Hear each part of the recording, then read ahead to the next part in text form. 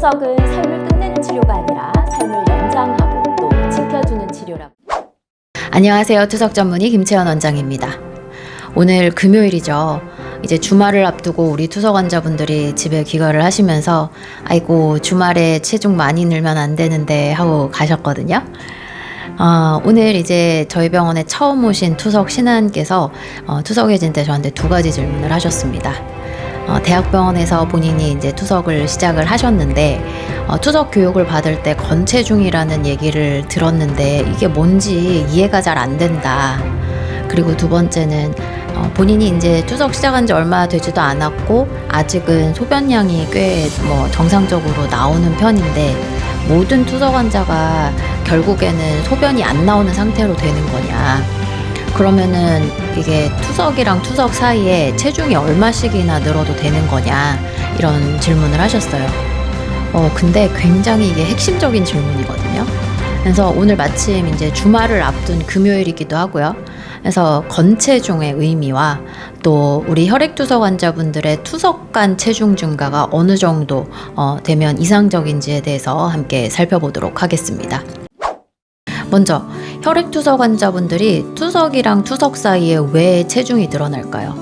신장투석 환자분들은 신장 기능이 떨어져 있기 때문에 노폐물과 또 우리 몸에 쓸데없는 필요 없는 물을 소변으로 제대로 배출을 못 하잖아요.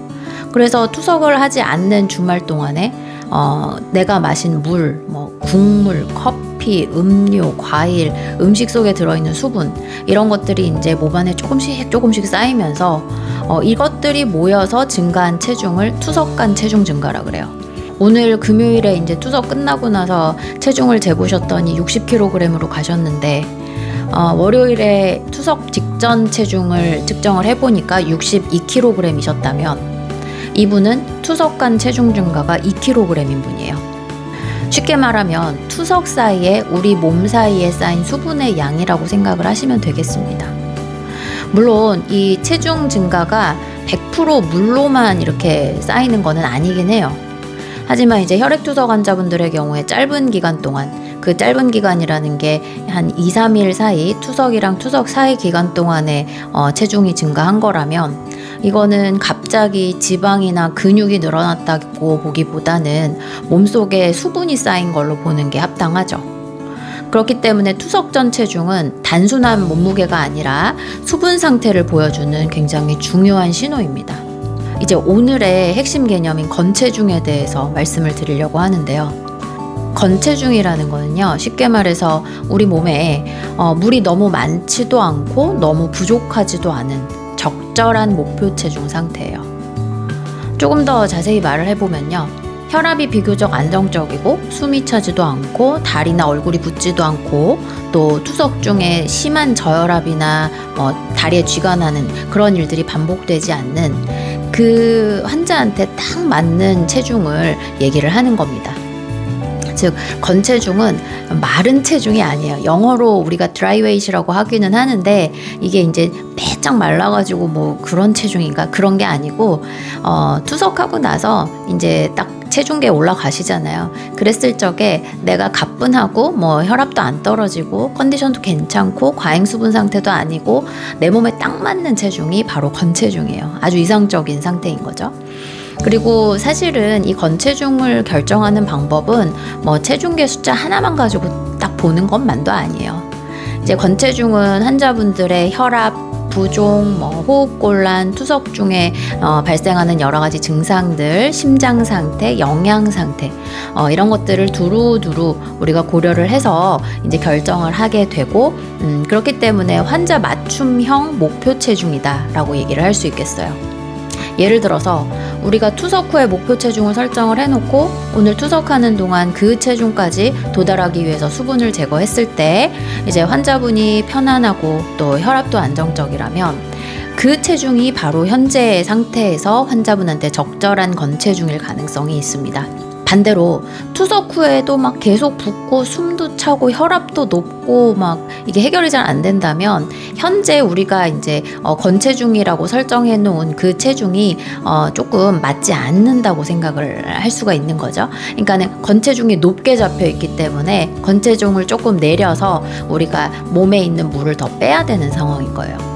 반대로 투석 중에 자꾸 혈압이 떨어지고 쥐가 나고 막 힘들고 집에 가면은 막 못 일어나겠고 그러면 지금 설정된 건체중이 나한테 너무 낮은 거예요. 그래서 물을 너무 많이 빼게 되는 거죠. 그렇기 때문에 건체중을 조금 올려서 한 번에 제거하는 수분량을 조금 덜 빼게끔 하는 방법이 있는 겁니다. 이 건체중이라는 거는 딱 고정된 숫자가 아니에요. 내 몸이 뭐 항상 똑같은 컨디션이 아닌 것처럼 건체중도 조금씩 이게 변할 수가 있어요.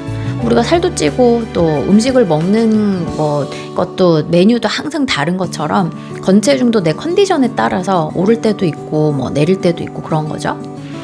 환자분의 몸 상태가 계속 변하기 때문에 그래요. 식사를 잘하고 또 근육량이나 실제 체중이 늘면 건체중이 올라갈 수 있습니다. 반대로 우리가 입맛이 떨어지거나 살이 빠질 수도 있잖아요.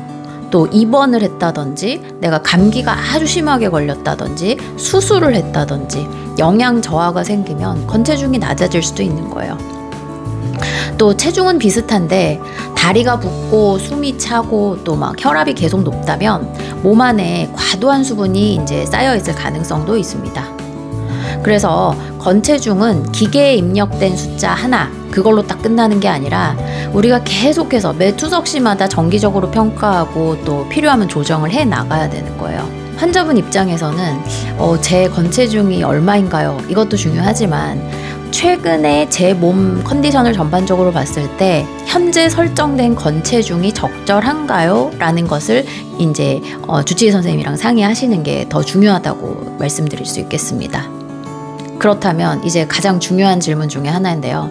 저희 투석 환자분이 궁금해 하셨던 거기도 하고요.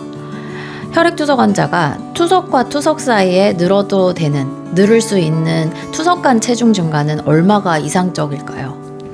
여기서 중요한 거는 단순히 이게 뭐 몇 킬로그램 또 내 건체중 대비 몇 프로 뭐 이런 걸로 딱 정하는 거는 아니고요. 여러 가지 요인들을 우리가 고려를 할 수밖에 없는데 사실 체중이 작은 분들일수록 같은 체중이 늘더라도 이제 우리 몸에서 받아들이는 그 부담이 더 크게 다가올 수 있어요. 예를 들어서 체중이 40kg인 분이 1kg 찌는 거랑 체중이 100kg인 분이 1kg 찌는 거는 투석을 했을 때 이제 수분 제거를 하는 과정에서 환자분의 몸이 받아들이는 부담 자체가 다를 수 있는 거죠.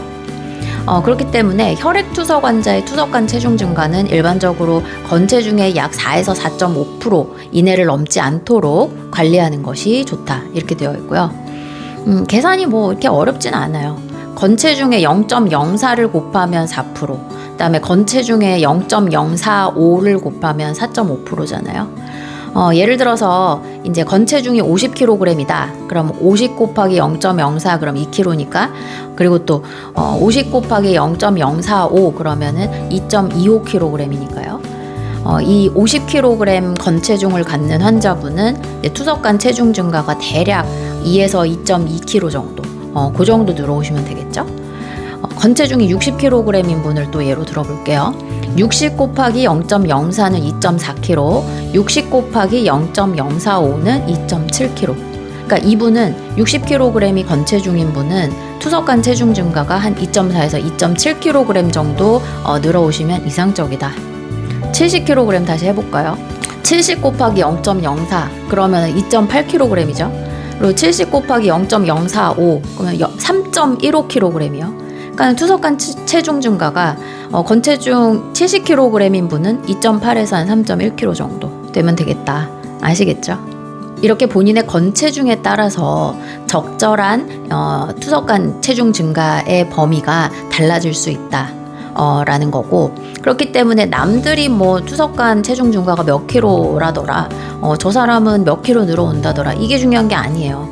내 건체중을 기준으로 계산을 해야 되는 거예요.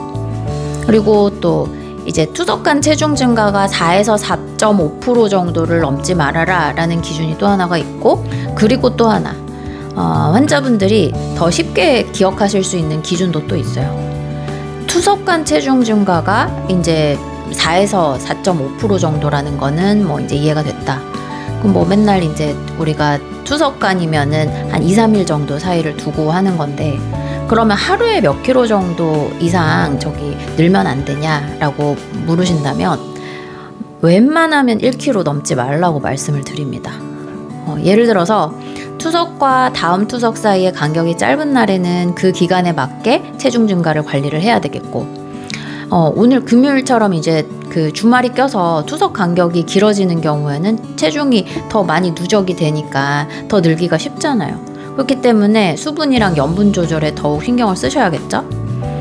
그렇기 때문에 이제 주말이라고 체중이 느는 거는 너무 당연한 거 아니냐라고 하실 수 있지만, 그렇다고 이제 우리가 너무 방심해서도 안 돼요.